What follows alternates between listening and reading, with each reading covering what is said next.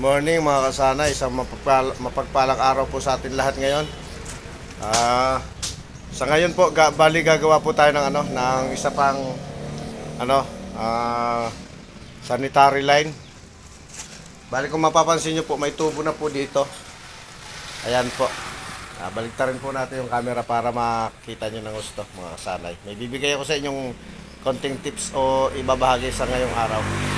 Samahan niyo po ako. Ayan po mga kasanay, bali dalawa po ang nakakabit na dyan. Yan po yung original plan ng ng paggawa natin ng sanitary. So may naging additional po sa taas, kaya nag-additional din po tayo ng daanan ng tubig. So tara, puntahan po muna natin tong ito pong isa, bali nakaabang po yan para lagyan ng clean out para sa septic tank. Ayan po yung linya niya. Ayun po yung sa may katabi ng PPR. Ayan, papunta po doon sa septic tank niya. Ayun na po. Nakatap na po yan sa septic tank. So okay na po yan. Ito po yung unang plano ng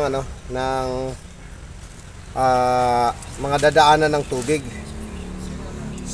galing sa banyo at sa tubig ulan. So may hiniwalay po na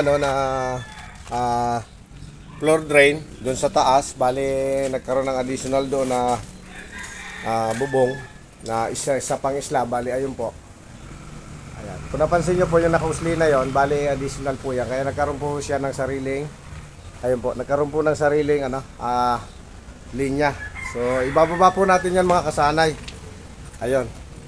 Ayan, yun po yung dulo niya. Ibababa niya po, doon tayo mag-uumpisa sa may bareta na yon mga kasanay. Ayun. May purpose po kasi yung bareta na yan mga kasanay. Bali doon sa magiging finish natin ang ilalagay nating linya pababa, papunta sa catch basin dun sa dulo. Bali ito pong tansin na ito mga kasana, ito po naka 1 meter po yan mula dun sa ibabaw ng tubong ikakabit natin. Ganun din po yan mga kasanay dito. Pasya lang po natin. Ayan, ganun din po yan dito sa may dulo na to. Ayan po, bali naka 1 meter na rin po yan doon. So bali may klibi na po yan mga kasanay. Sa haba po na 15 meters, bali nagkaroon po siya ng klibi na 50 cm. So malaki na po yung klibi niya para sa tubig. Maganda na po yung takbo niyan. Kaya naglagay po tayo nitong tansi na ito mga kasanay. Ito, binatakan natin ang tansi para po hindi tayo mahirapan mag-unat ng ating tubo. Kumbaga naka 1 meter po tayo mula dito, naka 1 meter po tayo sa ilalagay nating tubo. Lahat po yun naka 1 meter since nakaklibi na po itong ating tanse.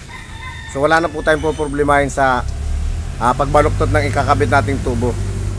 So magkakalso na lang po tayo ng buhangin or yung ating pinagbistayan para po makuha natin yung 1 meter mula dito hanggang sa ibabaw po ng tubo na ikakabit natin. Ayan po mga naka-ready na yung tubo na ikakabit natin. So yun po yung diskarte natin mga kasanay pag gumagawa tayo ng mga linya ng tubo sa mga sanitary pang ilalim ganun. Bali kukunin muna natin yung klibi niya, yung magiging tapos dulo-dulo, at saka gagawin po natin mas malalim yung hukay para mas madali po tayo magpalapat nung sukat ng hiningi natin.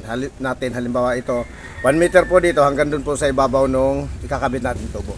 So para mga kasanay, samahan nyo po muli kami mamaya at ipapakita ko po sa inyo yung magiging pangyayari nito sa pagkabit natin ng tubo na nakasukat ng 1 meter mula sa tansi na may klibe.